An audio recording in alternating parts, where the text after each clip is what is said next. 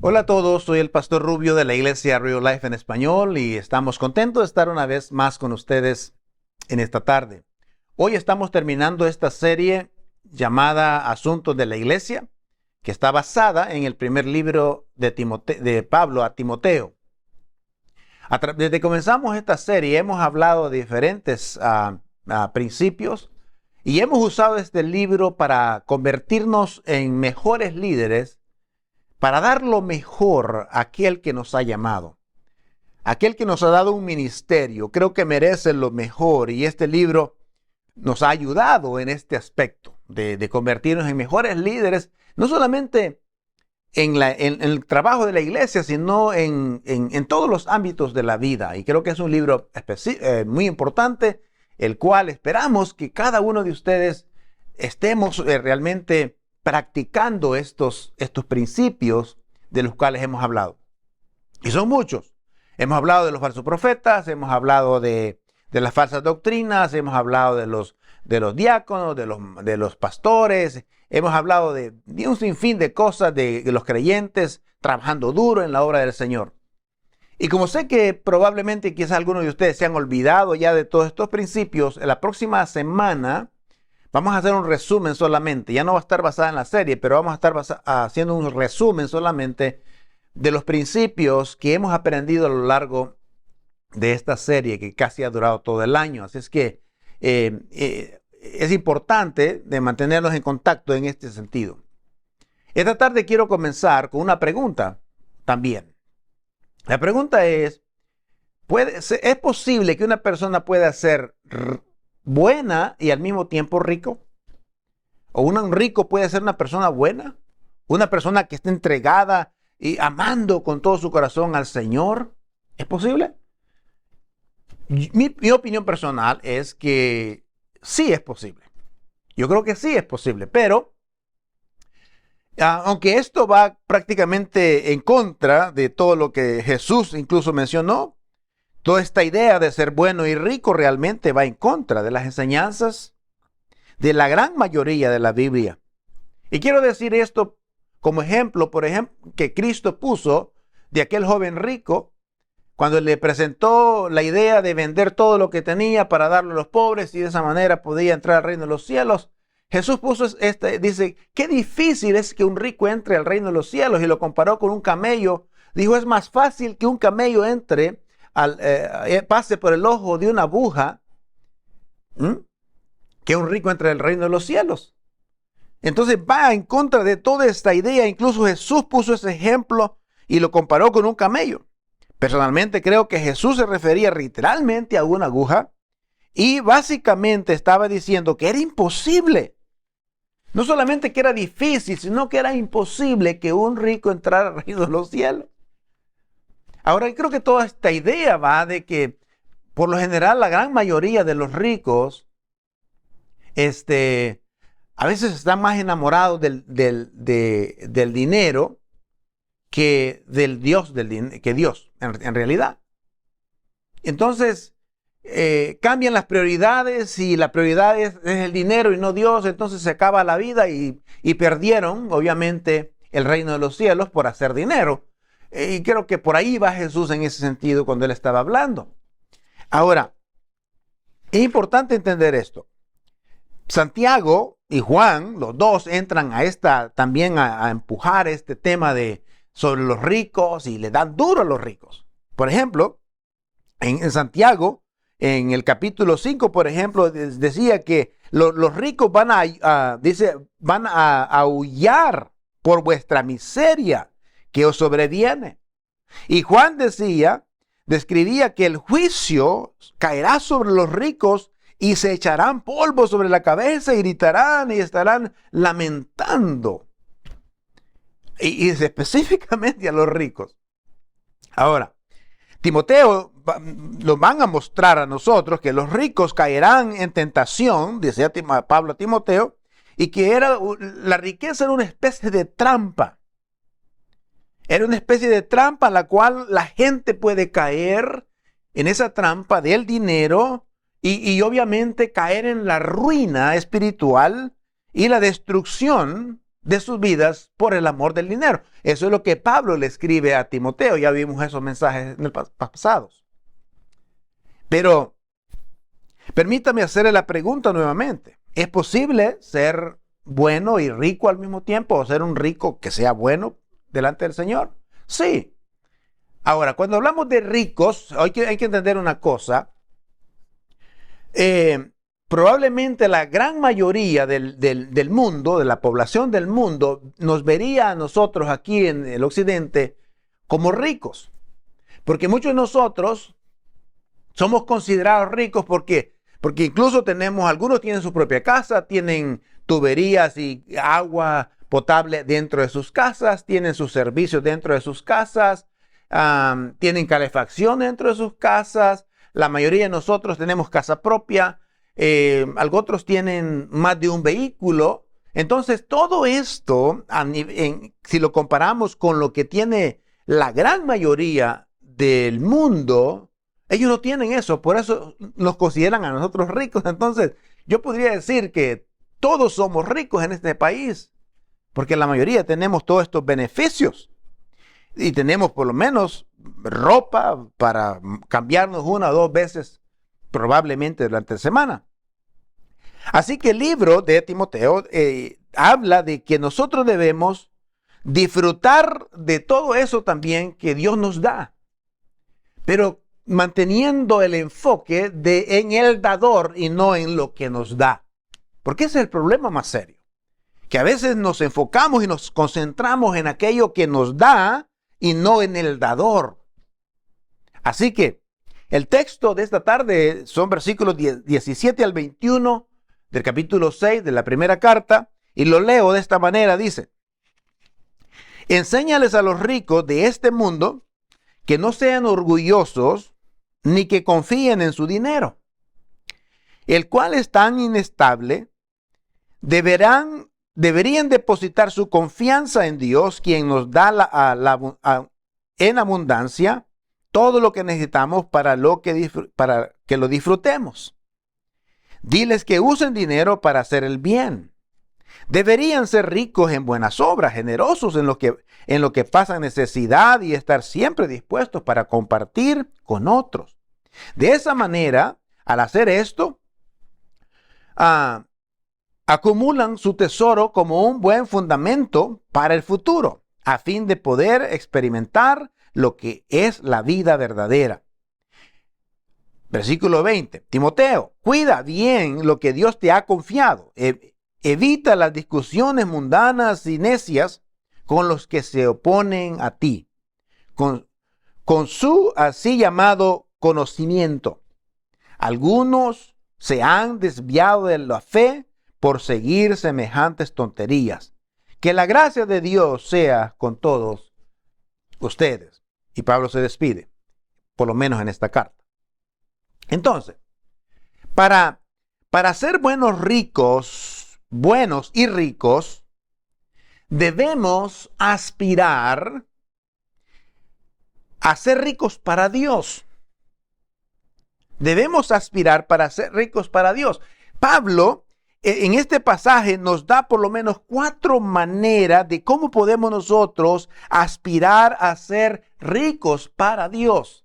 Y creo que esa debe de ser nuestra meta, como hijos de Dios, como creyentes.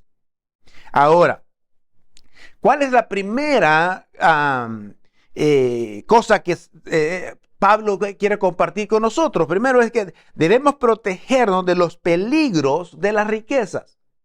Debes de protegerte, proteger tu familia, protegerte a ti mismo de los peligros de las riquezas. Pablo afirma en este pasaje que hay 2 peligros de los que debemos nosotros cuidarnos. Y el primer peligro que menciona ahí es el orgullo. El orgullo. Esta palabra significa engreído, vanidoso, altruista, pensar que incluso que estás mejor que otras personas.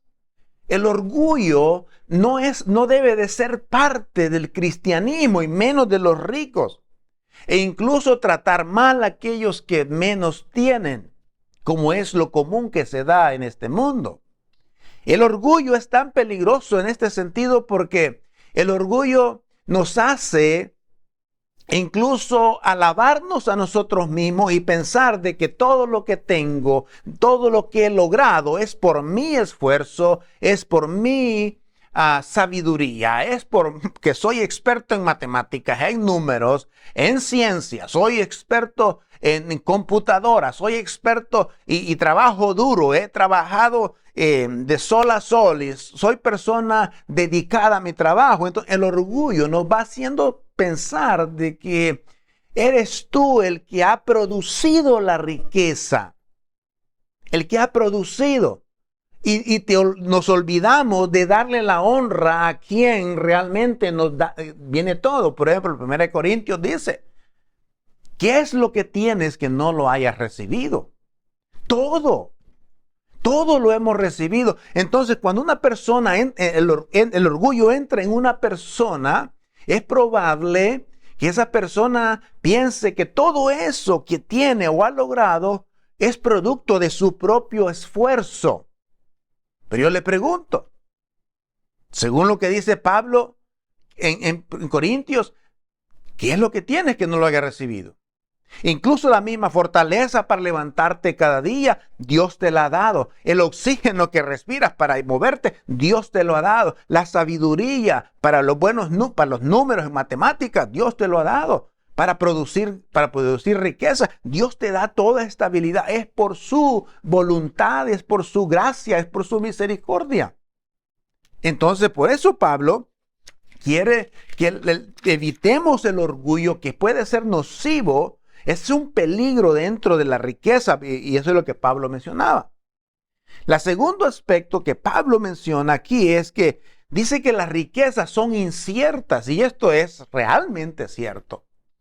¿Por qué? Porque las riquezas no son eternas. Lo material, dice la palabra, que son la polía y el hollín, se lo van a destruir tarde o temprano. Las riquezas son inciertas. Es más, las riquezas puedes tenerlas hoy y mañana no hay nada. Entonces, por ser inciertas, no puedes poner tu confianza o vivir confiado en esa riqueza que tienes. Es más, yo considero que esa confianza es una falsa confianza que tenemos, porque dejamos de poner la confianza en nuestro Dios, quien es el que nos sostiene, quien es el que nos da todo, y la ponemos básicamente en una buena cuenta bancaria, en la chequera o en la tarjeta de crédito o en tu propio trabajo, en lo que estás produciendo. ¿Por qué? Porque las riquezas realmente son inciertas. Hoy las tienes, mañana no. Y ha pasado eso en la Escritura. A Job le pasó. Job es un hombre muy rico. En un momento perdió todo, perdió su familia, perdió todo lo que tenía, incluso hasta su familia, su propia salud perdió. Entonces, es importante entender de que las riquezas es el peligro de que son inciertas. No las puedes tener. Ahora, déjeme intentar decir esto muy claro. Si usted realmente, dice Proverbios, todo el dinero del mundo será inútil. Será inútil. Proverbios afirma que no aprovecha el día de la ira, pero la justicia libra la muerte. Ahora, todos sabemos que intelectualmente todos estos proverbios, pero la forma de aplicarlo, a veces tenemos un problemita ahí. Puede que seas incluso la persona más rica del mundo, pero si tu vida no hay una relación con Cristo, esa riqueza no va a ayudar en absoluto para que tú puedas entrar al reino de los cielos. Usted puede ser la persona más rica, pero si usted no tiene a Cristo, si usted no ha nacido de nuevo, usted no está listo para entrar al reino de los cielos. Entonces, el versículo 7 aplica a aquello que dice que Dios es el que proporciona todo para nosotros abundantemente. Dios es el que proporciona. Entonces, si dice el versículo 17 que Él es el que proporciona todo en abundancia para que nosotros disfrutemos eso, entonces Él es el dador. Y no debo de poner mi confianza en lo dado, sino en el que da, que viene siendo Dios. Porque las riquezas, como dijimos, son inciertas. Muchos sobre algunos de los mensajes pasados hablaban mucho acerca del contentamiento. Y la única forma de que un creyente pueda estar, o una persona pueda encontrar contentamiento, es a través de una relación con Jesucristo. No es a través de las riquezas. Además, Jesús habló de eso, donde dijo que la felicidad de una persona no consiste en la abundancia de lo que tiene, sino en Dios. Así es que, más claro, no puede ser.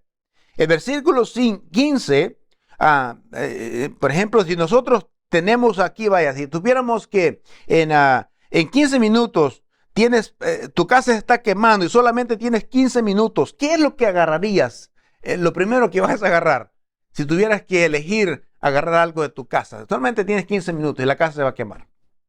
Ahí se va a mostrar dónde está tu confianza, en quién está tu confianza. Por lo tanto, así que si quisiéramos ser ricos en Dios, tendríamos que guardarnos de los peligros, del orgullo y de las cosas antes, ¿verdad? De poner la confianza realmente en Dios.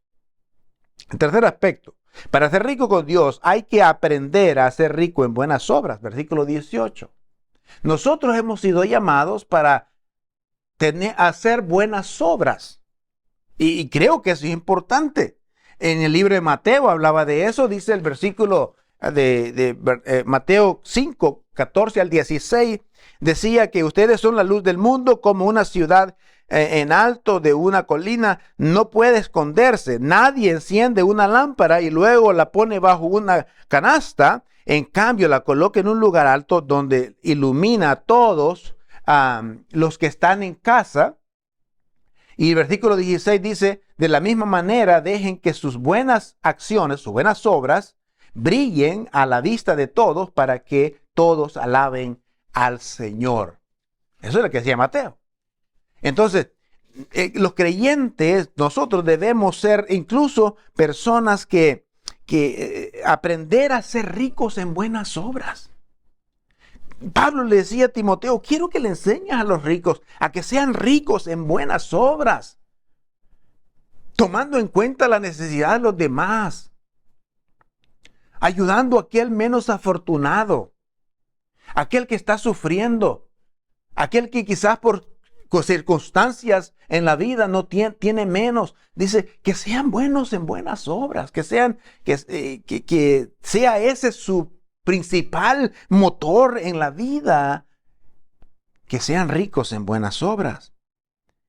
Ahora Pablo dejó muy claro, ¿verdad?, que las obras en realidad nosotros no somos salvos por obras, somos salvos por la fe, por gracia, y esto es por la fe en Cristo Jesús. Somos salvos por gracia.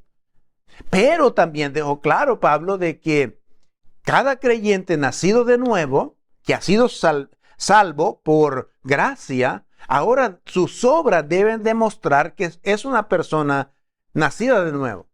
Por eso decía Jesucristo también que por sus obras los vas a conocer. Entonces Pablo incluso nos motiva a nosotros a que entendamos de que los creyentes que han nacido de nuevo ahora tienen que tener obras de justicia. Entonces los creyentes debemos ser personas, o los ricos más bien, Pablo decía, anímalos a que sean ricos en buenas obras. Otro aspecto más. Ser rico para Dios significa que debo de ser generoso y estar dispuesto a compartir.